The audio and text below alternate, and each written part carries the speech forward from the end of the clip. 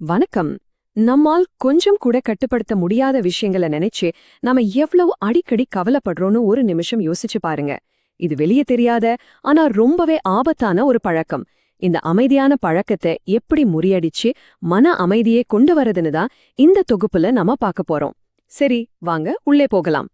பொருளாதாரம் எப்படி போகுதோ, ஆபீஸ்ல மத்தவங்க என்ன முடிவு எடுப்பாங்களோ, இல்ல யாரோ முகம் தெரியாதவங்க நம்மள பத்தி என்ன நினைப்பாங்களோன்னு நினைச்சு நீங்க என்னைக்காவது தூக்கத்தை தொலைச்சிருக்கீங்களா? உண்மையே சொல்லணும்னா, இப்படி பண்றது உங்க சக்தியை அப்படியே உறிஞ்சிடும். இது ரொம்பவே சோர்வான ஒரு பழக்கம். கண்டிப்பா இதை நாம மாத்தியே ஆகணும். இப்போ கவலைப்படும் பழக்கம் பத்தி பார்க்கலாம். மன அமைதியை எப்படி தேடி கண்டுபிடிக்கிறது அப்படிங்கறத புரிஞ்சுக்க 2 அரச தோட்டக்காரர்களோட கதையை நான் இப்போ உங்களுக்கு சொல்ல போறேன். இது உங்களுக்கு ஒரு மிகச்சிறந்த பாடமா இருக்கும். கற்பனை செஞ்சுக்கோங்க, அது ஒரு பிரம்மாண்டமான அரண்மனை. அங்க இருக்கிற பணக்கார அரசர் ஒரு மாபெரும் போட்டி அறிவிக்கிறாரு. ஆர்தர் அப்புறம் ஜூலியன் அப்படிங்கிற 2 தோட்டக்காரர்கள் கிட்ட ஒரு அரிய விதை கொடுக்கப்படுது. இந்த விதைய ஒரு அழகான பூவா வளர்த்து காட்டுறவர் தான் அடுத்த தலைமை தோட்டக்காரர். இதுதான் அவங்களுக்கான அந்த சேலஞ்ச். அடுத்ததா இந்த 2 தோட்டக்காரர்களின் கதையே பார்க்கலாம். இந்த கதையில ஆர்தர் என்ன பண்ணார் தெரியுமா? விதைய வாங்கின உடனே நட்டார். ஆனா வேலையில அவரு கவனம் செலுத்தவே இல்ல. மாறாக வானிலைய நினைச்சு அப்படியே பீதி அடைஞ்சார். ஐயோ, மழை வந்தா என்ன பண்றது, பறவை வந்து விதைய தின்னுடுமோ அப்படின்னு பயந்துட்டே வானத்தையே வெறித்து பார்த்துட்டு இருந்தார். இப்போ உங்க பயிற்சியாளரா நான் உங்ககிட்ட ஒரு கேள்வி கேக்குறேன். நீங்க மேகங்களை வெறுத்து பார்த்துட்டு இருக்கீங்களா? அதாவது உங்க கையில இல்லாத, உங்களால மாத்தவே முடியாத விஷயங்களை நினைச்சு நீங்க தூக்கத்தை இழந்திருக்கீங்களா? ஆர்தர் அப்படிதான் செஞ்சார். அவரு தான் கையில இருந்த மண்ணை கவனிக்கவே மறந்துட்டார். இங்க பாருங்க, ஆர்தர் பயத்துல அப்படியே முடங்கி போயிட்டார். ஏன்னா அவர் வானத்தையே பார்த்துட்டு இருந்தார். ஆனா ஜூலியன் ரொம்ப கூலா அமைதியா இருந்தார். ஏன்னா அவர் தன்னோட கட்டுப்பாட்டுல இருக்கிற மண்ணுல மட்டுமே கவனம் செலுத்தினார். வானத்தை பத்தி கவலைப்படுறதால ஒரு பிரயோஜனமும் இல்ல அப்படிங்கறத ஜூலியன் ரொம்ப தெளிவா புரிஞ்சு வச்சிருந்தார். ஜூலியன் வானத்தை சுத்தமா கண்டிக்கவே இல்ல. அவர் மண்ணுல மட்டும்தான் கவனம் செலுத்தினார். வளமான மண்ணு தயார் செஞ்சார். தினமும் தவறாம தண்ணீர் ஊற்றினார். அந்த செடிக்கு ஒரு சின்ன மர பாதுகாப்பை உருவாக்குனார். புயலை கட்டுப்படுத்த முடியாது, ஆனா செடிய பாதுகாப்பா வச்சுக்க முடியும்னு அவர் நம்பினார். இது மண்ணுக்கடியில வேர்களை பலப்படுத்துற ஒரு மூங்கில் மரம் மாதிரி. வானிலையை நினைச்சு கவலைப்படுறது எப்படின்னா, டிராஃபிக் ஜாம்ல மாட்டிக்கிட்ட ஹாரன் அடிச்சு கத்துற மாதிரி. நீங்க கத்துறதால கார்கள் வேகமா நகர்ந்துடுமா என்ன? அதே மாதிரிதான் ஆபீஸ் பாலிடிக்ஸ நினைச்சோ இல்ல மத்தவங்க எடுத்த முடிவை நினைச்சோ கோவப்படுறது. உங்க கத்துறதால டிராஃபிக் எப்படி மாறாதோ அதே மாதிரிதான் அலுவலக விதிகளும். அதனால பயனில்லாத விஷயங்கள்ல கவனம் செலுத்துறத முதல்ல நிறுத்துங்க.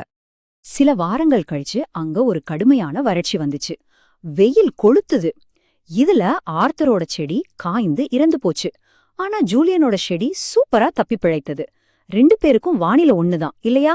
ஆனா சரியா தயாரா இருந்தவர் மட்டுமே இங்க ஜெயிச்சார்.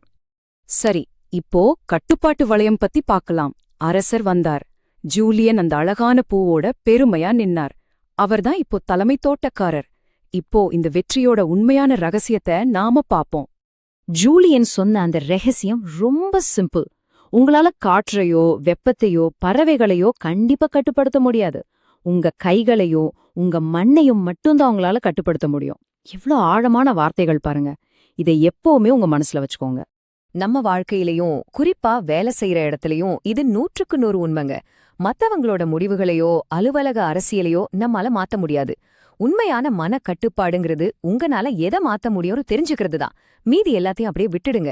அப்போதான் உங்க மனம் அமைதியாகும். இப்போ அமைதியான மனதிற்கான வார்த்தைகள் பகுதிக்குள்ள போவோம். இந்த கதையிலிருந்து சில முக்கியமான ஆங்கில வார்த்தைகளையும் அதோட அர்த்தங்களையும் நம்ம கத்துக்கலாம். இது இந்த கான்செப்ட நாம இன்னும் ஆழமா புரிஞ்சுக்க ரொம்பவே உதவி செய்யும். முதல் வார்த்தை ஆங்ஸைட்டி. அதாவது ஒரு விதமான கவலை, பதற்றம், இல்லனா ஒரு அமைதியற்ற உணர்வு. என்ன நடக்குமோங்கிற தேவையற்ற பயம். ஆர்தரோட இந்த ஆங்ஸைட்டி தான் அவரோட தோல்விக்கு முக்கிய காரணம். நாம இதுல இருந்து முழுசா வெளியே வரணும். அடுத்ததா இன்ஃப்ளூயன்ஸ் அப்படின்னா ஒரு விஷயத்தின் மேல நாம ஏற்படுத்துற தாக்கம். நம்மால வரப்போற புயலை தடுக்கவே முடியாது. ஆனா அந்த புயலை எதிர்கொள்ள நாம எவ்வளவு தயாரா இருக்கோம் அப்படிங்கிற விஷயத்துல நம்மால ஒரு உறுதியான இன்ஃப்ளூயன்ஸ, அதாவது தாக்கத்தை ஏற்படுத்த முடியும். 3வது வார்த்தை ஃபிக்ஸேட். அப்படின்னா சுத்தி நடக்கிற எல்லாத்தையும் மறந்துட்டு ஒரே ஒரு விஷயத்துல மட்டும் முழு கவனத்தையும் குவிக்கிறது. ஆர்தர் என்ன பண்ணார்? மேகங்களின் மேல மட்டுமே தன் கவனத்தை ஃபிக்ஸேட் பண்ணார். இதுதான் அவர் செஞ்ச மாபெரும் தவறு. கடைசியா கல்டிவேட், பயிரிடுதல் அல்லது வளர்த்தெடுத்தல். ஜூலியன் தன்னோட செடிக்கான வலுவான வேர்களை கல்டிவேட் பண்ண சரியான நேரத்தை ஒதுக்குனா. நீங்களும் உங்க திறமைகளை இந்த மாதிரி தான் பொறுமையா வளர்த்தெடுக்கணும். இப்போ நாம கடைசி பகுதிக்கு வந்துட்டோம். உங்கள் மண்ணின் மீது கவனம் செலுத்துங்கள். இந்த தொகுப்பை முடிக்கும் போது உங்களையே நீங்க கேட்டுக்கோங்க. நீங்க மேகங்களை பார்த்துட்டு இருக்கீங்களா, இல்ல உங்க மண்ணுக்கு தண்ணீர் ஊற்றிட்டு இருக்கீங்களா? உங்க தினசரி அமைதிக்கான சில வழிகள் இதோ. நான் உங்க கோச் மாதிரி சொல்றேன். தினமும் காலையில எழுந்ததும் ஒரு மார்னிங் செக்லிஸ்ட் போட்டுக்கோங்க. இந்த உலகத்தையே கட்டுப்படுத்த நினைக்கிறத நிறுத்துங்க. உங்களால முடிஞ்ச செயல்களை சுத்தி ஒரு வட்டத்தை வரைங்க. உங்க முயற்சி, உங்க அணுகுமுறை, இதுல மட்டும் கவனம் செலுத்துங்க. மற்றத அப்படியே விட்டுடுங்க. உங்க மார்னிங் செக்லிஸ்ட பிராக்டிஸ் பண்ண மூலக்கட்டுரைகள்ல இருக்கிற சர்க்கிள் ஆஃப் கண்ட்ரோல் டெய்லி பிளானரை இலவசமா டவுன்லோட் செஞ்சுக்கோங்க. இது உங்க தேவையற்ற மன அழுத்தத்தை உடனடியாக குறைக்க ரொம்பவே உதவியா இருக்கும். முடிவா, உங்க பயிற்சியாளர் அண்ணா உங்களுக்கு ஒரு சவால் விடுகிறேன். உங்க கட்டுப்பாட்டுல இல்லாத எந்த ஒரு கவலைய இன்னைக்கு நீங்க தூக்கி எறிய போறீங்க. யோசிச்சு கமெண்ட்ல சொல்லுங்க. மனச அமைதியா வச்சுக்கோங்க. உங்க மண்ணுல கவனம் செலுத்துங்க. பார்த்ததற்கு ரொம்ப நன்றி.